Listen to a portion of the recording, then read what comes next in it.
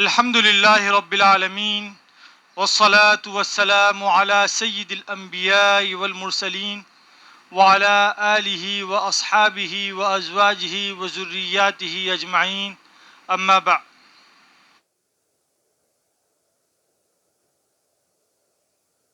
سوال یہ ہے کہ مزار پر ہاتھ اٹھا کر فاتحہ پڑھنا کیسا ہے؟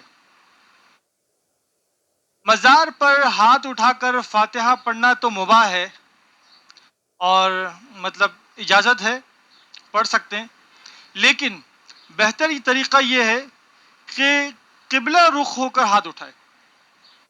فتاوی ہندیہ میں ہے کہ اگر کوئی شخص قبر پہ جاتا ہے تو سب سے صحیح طریقہ یہ ہے کہ اپنے آپ کو، اپنے چہرے کو قبر والے کے، صاحب قبر کے سامنے کر دے، بالکل اس کے چہرے کے سامنے کر دے، اور اس کا اپنا رخ اس کے سامنے، چہرے کے رخ کے اس کے چہرے کے رخ پہ کر دے.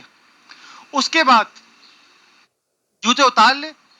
اتارنے کے بعد اب یہ کہے السلام علیکم یا اہل القبور یغفر اللہ لنا ولکم انتم لنا سلف ونحن بالاثر. یہ پہلے سلام کر لئیے. سلام کرنے کے بعد اب اگر یہ شخص ایثار ثواب کے لیے کچھ کرنا چاہتا ہے، کچھ پڑھنا چاہتا ہے تو، اور دعا کرنا چاہتا ہے، تو دعا کے لیے ضروری ہے کہ اب یہ اپنا رخ بدل دے قبلے کی طرف. پہلے تو اس کا رخ تھا قبر کی طرف، اور اب اپنا رخ کر دے قبلے کی طرف، اور اس کے بعد دعا کرے.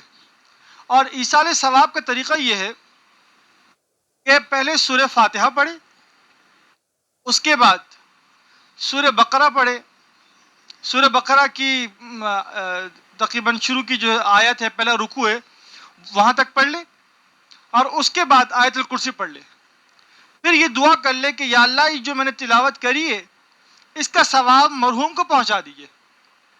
یہ صحیح طریقہ ہے. اس طریقے سے کرے ایصال ثواب، اور اس سے جو ہے برکات بھی حاصل ہوتی ہے، اور مردے کو بہت زیادہ فائدہ ہوتا ہے، کیونکہ مردے کو بہت زیادہ دعاؤں کی ضرورت ہوتی ہے. تو جو دعا اور جو طریقہ صحیح ہو، صحیح طریقے سے، صحیح آداب کے ساتھ زیادہ فائدہ پہنچتا ہے. اسی طرح سوال یہ کہ کیا میت کے گھر کھانا کھانا درست ہے؟ میت کے ہاں جو لوگ تعزیت کے لیے آتے ہیں، جو دور دراز سے ہیں، وہ تو کھانا کھا سکتے ہیں.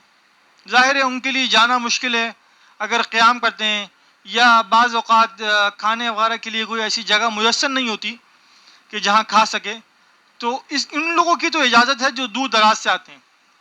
البتہ وہ لوگ جو قریب سے آتے ہیں، رشتہ دار ہوتے ہیں، قریب سے آتے ہیں، تو ان لوگوں کو نہیں کھانا چاہیے. اگرچہ ورثہ اصرار کرے، لیکن ان لوگوں کو نہیں کھانا چاہیے. یہ بہتر طریقہ ہے. اسی لیے بعض جگہ پر فقہا نے اس کھانے کو مکروہ لکھا ہے، کیونکہ یہ جو مہمان تعزیت کے لیے آ رہے ہیں دور دراز سے، وہ تو کھا سکتے ہیں، لیکن جو قریب والا ہے وہ تو اپنے گھر جا کر بھی کھا سکتا ہے، تو وہ نہ کھائے.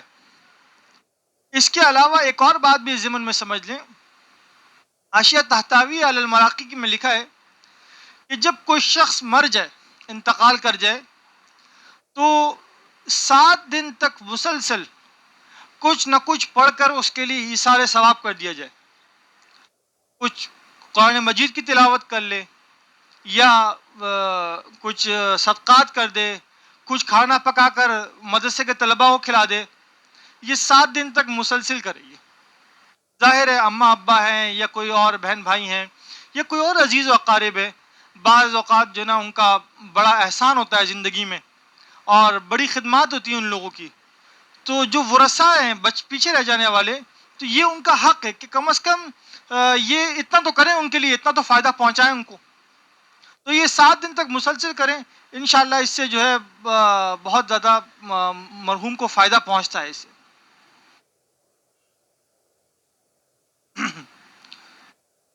اسی طرح سوال یہ ہے کہ وہ کون سی فضیلت ہے جس کے لیے ہم درود شریف میں آپ صلی اللہ علیہ وسلم کے لیے حضرت ابراہیم کی طرح برکت نازل فرمانے کے لیے دعا کرتے ہیں؟ اصل میں وہ فضائل اور وہ کمالات جو ہم مانگتے ہیں اللہ رب العزت سے، اس کی حقیقت تو صرف اللہ ہی جانتا ہے کہ ان کی حقیقت کیا ہے، وہ کون سے فضائل ہیں، وہ کون سے کمالات ہیں، اس کی اصل حقیقت تو اللہ تعالیٰ ہی جانتا ہے۔ البتہ حضرت ابراہیم علیہ السلام سے جو تشبیہ دی جاتی ہے درود شریف کے اندر، علماء نے اس کی کچھ وجوہات لکھی ہیں، کچھ جوابات دیے ہیں اس بات کے۔ ایک بات تو یہ ہے کہ معراج کے موقع پر پیغمبر صلی اللہ علیہ وسلم کی جب حضرت ابراہیم علیہ السلام سے ملاقات ہوئی تو حضرت ابراہیم نے آپ صلی اللہ علیہ وسلم سے فرمایا کہ اپنی امت کو میرا سلام کہنا۔ ایک وجہ تو یہ ہے۔ دوسری وجہ یہ لکھی علماء نے کہ ابراہیم علیہ السلام نے اس امت کے لیے اس امت کے مسلمان ہونے کے لیے دعا بھی کی، ربنا وجعلنا مسلمین لک ومن ذریتنا امتا مسلمتا لک۔ اور اسی طرح ایک اور آیت بھی ہے جس میں حضرت ابراہیم علیہ السلام کا اس امت سے مسلمان اس امت کے لیے دعا کا ذکر ہے۔ تو یہ دو وجہ ہیں کہ ایک وجہ تو یہ تھی، پہلی وجہ تو یہ کہ ابراہیم علیہ السلام نے سلام کہلوایا تھا اس امت کے لیے، اور دوسری وجہ یہ تھی کہ اس امت کے لیے انہوں نے مسلمان کا لقب چنا ہے، مسلمانوں کے لیے مسلمان ہونے کے لیے دعا فرمائی۔ اور تیسری وجہ یہ ہے کہ ابراہیم علیہ السلام یہ خلیل اللہ ہیں اور پیغمبر صلی اللہ علیہ وسلم حبیب اللہ ہے۔ یہ علماء نے کچھ وجوہات بیان کی ہیں۔ اسی طرح ایک سوال یہ ہے کہ کیا درود شریف کا ثواب پیغمبر صلی اللہ علیہ وسلم کے علاوہ کسی اور کو بخشنا جائز ہے؟ درود شریف پڑھنے والے کو دراصل دو ثواب ملتے ہیں۔ ایک ثواب تو وہ ہے جو پڑھنے والے کو عطا ہوتا ہے۔ درود شریف میں اصل دو ثواب ہے، ایک تو وہ ثواب ہے جو پڑھنے والے کو عطا ہوتا ہے، جو شخص پڑھ رہا ہے درود شریف تو اس کو جو ثواب مل رہا ہے، ایک ثواب تو یہ، اور ایک وہ ثواب ہے کہ وہ پیغمبر صلی اللہ علیہ وسلم کی طرف نسبت کر اور پیغمبر صلی اللہ علیہ وسلم کے لیے مانگا جاتا ہے۔ تو جو پہلا والا ثواب ہے، یعنی جو پڑھنے والے کو ثواب ملتا ہے، جو وہ شخص کو اجازت ہے کہ اپنا ثواب کسی اور کو بخش دے۔ مثلا ایک آدمی نے درود شریف پڑھا اور اب جو اس کو ثواب ملا ہے تو وہ ثواب کسی اور کو بخش سکتا ہے۔ البتہ جو ثواب پیغمبر صلی اللہ علیہ وسلم کے لیے ہے وہ ثواب بخشنا، دوسروں کو بخشنا، یہ درست نہیں ہے۔ فتاوی ہندیہ میں کہ کوئی شخص ایسا کہے اللہم صلی علی فلان، تو یہ درست نہیں ہے۔ کسی اور کے لیے جو ہے نا یہ ثواب جو پیغمبر صلی اللہ علیہ وسلم کے لیے وہ کسی اور کو نہیں بخشنا چاہیے۔ اسی طرح ایک سوال یہ کہ کیا درود تاج حدیث شریف سے ثابت ہے؟ درود تاج حدیث شریف سے ثابت نہیں ہے، نہ صحابہ سے، نہ تابعین سے، نہ سلف صالحین سے ثابت ہے۔ البتہ بہت بعد کی ایجاد ہے، بہت زیادہ جو ہے نا اس کے بہت سارے الفاظ میں قابل اعتراض ہیں۔ تو جو درود صحیح اسناد کے ساتھ، صحیح سندوں کے ساتھ ثابت ہیں تو ان کو پڑھ لینا بہتر ہے۔ تکمیلہ فتح الملہم میں کہ وہ زیادہ بہتر ہے، وہ درود جو صحیح اسناد کے ساتھ، صحیح احادیث کے ساتھ ثابت ہیں، ان کو پڑھ لے، ان کی فضیلت زیادہ ہے۔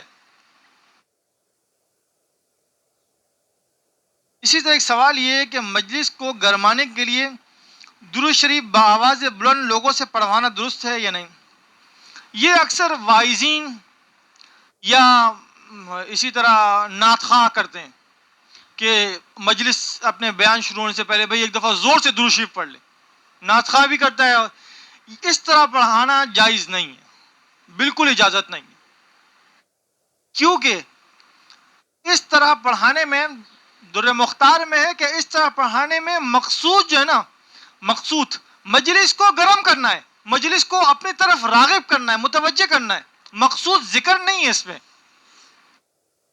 اگر مقصود ذکر ہے تو پھر ذکر کا فائدہ ہوتا ہے، لیکن یہاں چونکہ مجلس کو اپنی طرف وائس یا نعت خواں متوجہ کرنے کے لیے کرواتا ہے تو یہ جائز نہیں ہے۔ ہاں پیغمبر صلی اللہ علیہ وسلم کو جب نام نامی اسم گرامی مجلس کے اندر آئے تو ہر شخص خود پڑھ لے، اور وائس کا یا نعت خواں کا کہنا ضروری نہیں ہے کہ درود شریف پڑھے، بلکہ یہ ہر شخص کا حق ہے، یہ ضروری ہے اس کے لیے کہ وہ خود پڑھے۔ وہ پیغمبر صلی اللہ علیہ وسلم کا جب نام نامی آئے تو وہ خود درود شریف پڑھے. لیکن یہ جو طریقہ جو واعظین کا یا نعت خواں کا ہے کہ مجلس کو گرمانے کے لیے اپنی طرف متوجہ کرنے کے لیے کوئی اگر سو رہا ہے، کوئی اگر کسی باتوں میں مصروف ہے، بھائی ایک دفعہ زور سے درود پڑھ لیں، بھائی میری طرف متوجہ ہو جائے، یہ کوئی طریقہ ہے؟ کچھ تو آپ مسائل کا لحاظ رکھیں. بیان کر رہے ہیں آپ یا نعت پڑھ رہے ہیں تو اس چیز کا آپ لازمی خیال رکھیں کہ کون سی چیز آداب کے خلاف ہے، کون سی چیز صحیح ہے. تو آپ صحیح چیز کو اختیار کریں اپنے لیے اور مجلس والوں کے لیے. آپ ذکر کی مجلس کی ابتدا کر رہے ہیں اور پہلے ایک غلط کام سے ابتدا کر رہے ہیں اپنی مجلس کی، تو اس طرح کرنا بالکل درست نہیں ہے. اسی طرح ایک سوال یہ ہے کہ سورہ یاسین کی تلاوت میں لفظ یاسین کے بعد کیا درود شریف پڑھنا ضروری ہے؟ نہیں، لفظ یاسین کے بعد درود شریف پڑھنا ضروری نہیں ہے. فتاوی ہندیہ میں ہے کہ قرآن مجید میں جہاں اس طرح پیغمبر صلی اللہ علیہ وسلم کا ذکر آئے تو وہاں پر بس اپنا قرآن مجید کی تلاوت کرتا رہے، بیچ میں درود شریف نہ پڑھے. قرآن مجید کی جب تلاوت مکمل ہو جائے اس کے بعد پھر پڑھ لے اگر پڑھنا ہے تو اس کو. تو بیچ میں جو ہے یاسین کے بعد درود شریف پڑھنا تو یہ صحیح نہیں ہے، یہ طریقہ صحیح نہیں ہے. یہ کسی بھی یعنی قراء کی کسی قرات کے اندر بھی یہ ثابت نہیں ہے کہ یاسین کے بعد کوئی درود شریف پڑھے. اسی طرح ایک سوال یہ، کیا عیدین اور جمعے کے بعد گلے ملنا اور مصافحہ کرنا غلط ہے؟ اصل میں جن بزرگوں نے یہ بات لکھی ہے کہ عیدین کے بعد اور اسی طرح نماز جمعے کے بعد مصافحہ کرنا سے منع کیا ہے، اس کی کچھ وجوہات ہیں. پہلی وجہ تو یہ منع اس وجہ سے کیا کہ بعض اوقات لوگ یہ سمجھتے ہیں کہ یہ عید کی خاصیت ہے، یہ جمعے کی خاصیت ہے کہ لازمی طور پہ آپ عید کے دن گلے ملیں، یہ ضروری ہے. اگر کوئی نہیں ملے تو اس کو بہت برا سمجھا جاتا ہے، ایسا اعتقاد رکھنا ہے. تو یہ اعتقاد غلط ہے، یہ بدعت ہے، اپنی طرف سے دین میں داخل کرنا ہے یہ، تو یہ طریقہ صحیح نہیں ہے ایسا اعتقاد رکھنا.